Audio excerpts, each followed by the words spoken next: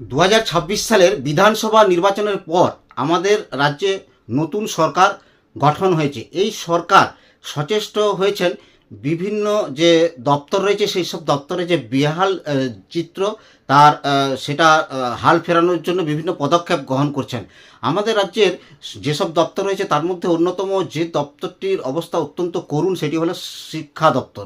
শিক্ষা ব্যবস্থায় আমাদের যে অবস্থা করুণ চিত্র সেটা প্রমাণ পাওয়া যায় আমাদের বাঁকুড়া জেলার একটি পরিসংখ্যান দিলে।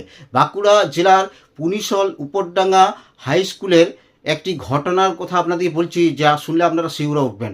পুনিশল উপরডাঙ্গা হাই স্কুলের মোট 83 জন ছাত্রছাত্রী মাধ্যমিক পরীক্ষা দিয়েছিল, তার মধ্যে পাস করেছেন মাত্র 8 জন। এই স্কুলে 550 জন ছাত্রছাত্রী রয়েছে। এই স্কুলের 550 জন ছাত্রছাত্রীর জন্য কতজন শিক্ষক আছেন জানেন? মোট মাত্র 4 জন। 2 জন শিক্ষক মিড ডে মিল এবং অন্যান্য বিভিন্ন যে অফিসিয়াল কাজ সেগুলো করেন, আর বাকি 2 জন শিক্ষক পড়াশোনাটা চালিয়ে যান।